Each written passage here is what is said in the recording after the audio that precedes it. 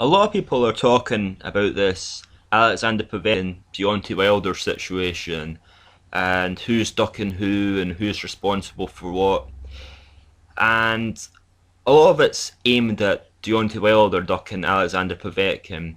And I'm one of the, I guess, I wouldn't say few people that still think that Deontay Wilder and Alexander Povetkin fight is going to happen. And I think it's in Deontay Wilder's best interest that this fight went to purse bids and it's going to go across to Moscow.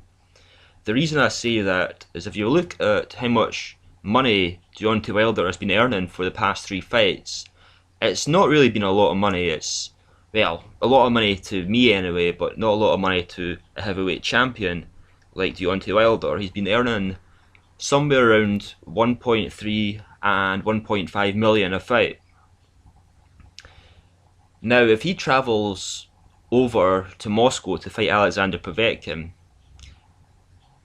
Alexander Povetkin's backers are going to put down something like 20 plus million to make sure that fight's definitely staged in Moscow, to give Alexander Povetkin maybe what they think is a bit of an advantage. But it also gives Deontay Wilder a massive payday.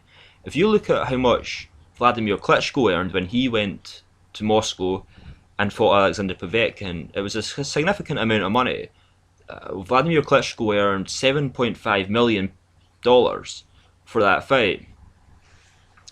Now, I don't think Wilder's going to make as much money as Wladimir Klitschko did for this fight.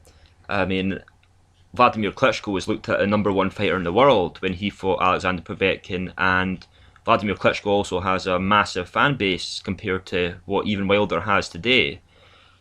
Part of the reason why Wilder doesn't make that much money per fight is not even that well known even in America. If you look on his Twitter and he's looking on his Facebook, he doesn't have that many followers compared to Tyson Fury, Anthony Joshua, Wladimir Klitschko. So he actually needs this. It's really a smart thing for him to do, is to make sure it goes to purse bids and Alexander Povetkin's backers put down something like 24 million to host the fight. And that'll give Deontay Wilder, the same amount of money as the last 3 fights combined, maybe plus a little bit extra. Somewhere around the lines of maybe $4.5 million. So it's definitely in Deontay Wilder's best interests that Povetkin's backers get this fight. And it goes to the purse bids. It's the most intelligent thing for Deontay Wilder to do, and I think this is what he's actually done on purpose, is to make sure it goes to purse bids. They offer a massive amount of money, and he earns more money than he's earned in his entire career.